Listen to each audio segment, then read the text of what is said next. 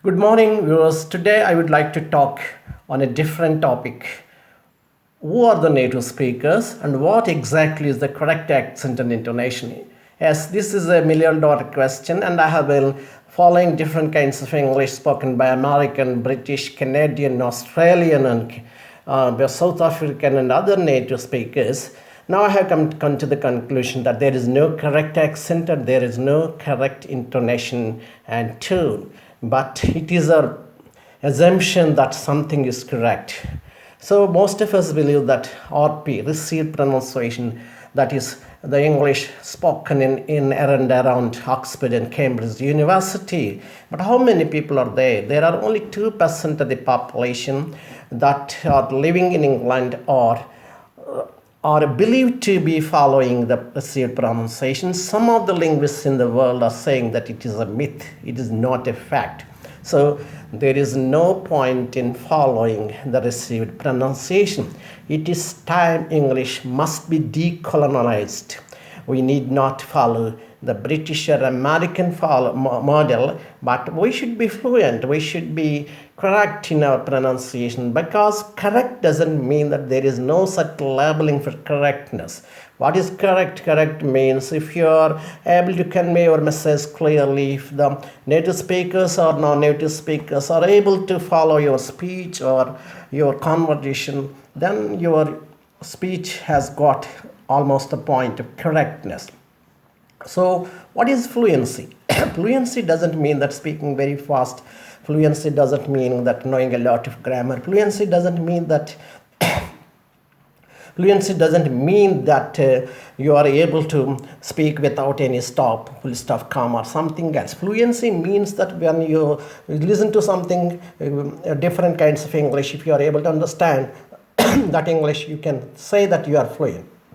If you are able to express your opinions on different topics, not only just on linguistic matters, but you should be able to talk on different topics like what are the effects of corona, and what are the effects of demonetization, or what are the effects of American policy, what is the impact of Kashmir issue on Indians and Pakistan, whatever the topic, you should be in a position to speak fluent. Of course, it needs a lot of time, practice, and a lot of general knowledge also. But if you come to that level, you can say that you are fluent. But I think it is not advisable to follow the sounds in isolation. Even if you learn them, there is no guarantee that you utter them correctly in verse or even in connected speech. So I listen to many native speakers some of them are pronouncing, for example, the word W-A-R, warm.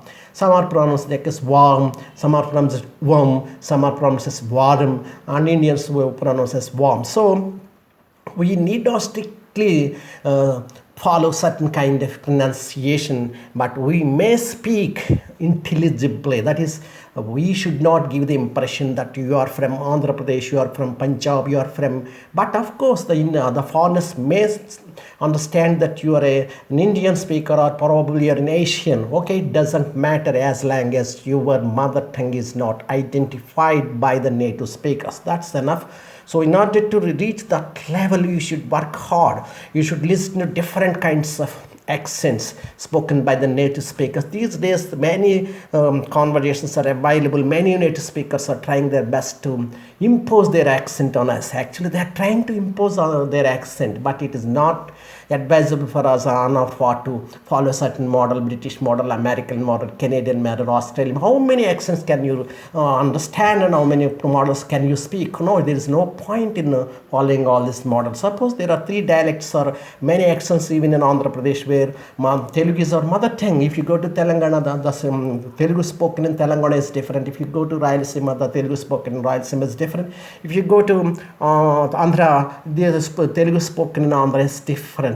So the accent is so different from place to place, district to district, and person to person, that it is almost impossible to follow certain accent. But it is enough if you are able to understand all accents, and if you are able to speak with a certain intelligible accent, that is enough. So I want to prove the fact that if you are able to speak very fluently, you should be proud of your English, because English is not your mother tongue, but still you are able to speak English like the native speakers but your pronunciation and intonation may not be exactly like the native speakers. Okay, leave it aside, but you have come to the point of speaking fluently. That's enough. So I would like to say once again that you need not worry too much about your accent and intonation. Blessed, you should try to be fluent. You should be able to speak on all subjects, whether it is politics, whether it is economics, whether it is current affairs. You should be in a position to express your views and then you are fluent. So you need not worry about accent and intonation. Please follow. We should, all of us, all Indians should make it a point to English must be decolonized. That means still we are in the clutches of colonization. We are falling the British or American trap. So we are buying their books. They are getting a lot of money. But the way of teaching in English should be different from the way English is spoken in England or America. Unless you know this point, you will never be a master in English. The situations, the surroundings, the way English teachers teach here are all totally different. So we cannot create an English atmosphere here, but you can be a fluent speaker. But when you go to America, please be like an American. When you go to England, be like a British. When you go to Canada, you be like a Canadian. But as long as you are in India, you should never sound like an American or British or Canadian. But there is no use. But you should be prepared to listen to all kinds of English, and you should be prepared to understand all kinds of English, so that even the native speaker should be impressed with your fluency and correctness. Of course, they may not find fault with your accent and intonation because they have got their different accents. For example, in England, there are 17 types of accent. The British broadcasters speak with different accents. So which accent we follow? Who are our model? There is no model for us. Only we are the model for us. Please record your voice every day and see that if there is a change in your voice and modulation, that's enough. But a day comes, you will be speaking with fluency, accuracy, and correctness.